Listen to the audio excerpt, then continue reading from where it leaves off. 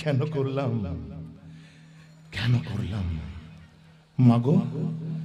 এতক্ষণ ধরে তো শুধু নিজের দুঃখের কথা, নিজের কষ্টের কথা, নিজের যন্ত্রণার কথাই বলে গেলে।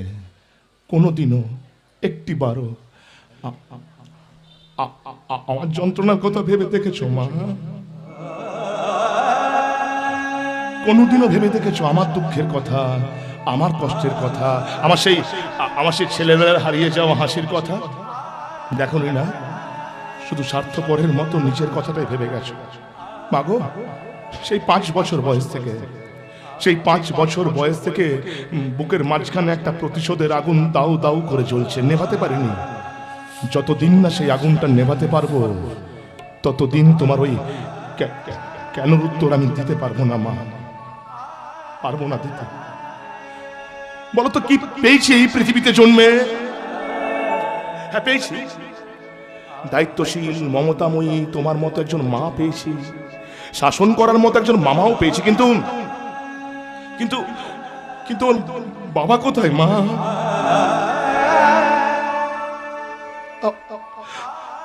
বলো আমার বাবা কোথায়? কোথায় কোথায় আমার দিদি?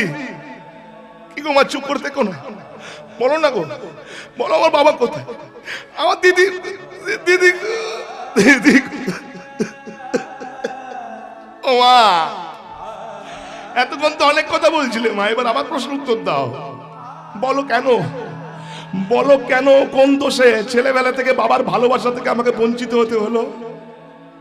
বলো না গো মা, কি পাপ করেছিলাম? সেই ছেলেবেলা থেকে দিদি স্নেহের পরশের হাত তার পেলাম না কেন মা? কোন দোষে মা?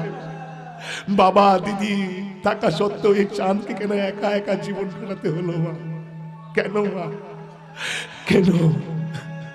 আমি জানি মা, আমি জানি তুমি যা জানো আমিও তো তাই জানি মা। তুমি ভুলে গেলেও সেই রাতটার কথা আমি মনে রেখেছি মা, মনে রাখবো, মনে রাখবো সেই রাতটার কথা। সেদিন ছিল আমার 5 বছরের জন্মদিন। আমার 5 বছরের জন্মদিনের রাত্রে ওই ওই ওই শুয়োরের বাচ্চার দল, ওই শুয়োরের বাচ্চার দল আমার বাবাকে গলায় দড়ি দিয়ে টানতে টানতে মেরেছিল। আমার 7 বছরের দিদিকে ধর্ষণ করে আগুনে পুড়িয়ে মেরে দিয়েছিল। শুধু দূর থেকে ভগবানকে বলেছিলাম, ভগবান ওরা আমার বাবাকে মেরে ফেলছে, ভগবান আমার বাবাকে বাঁচাও।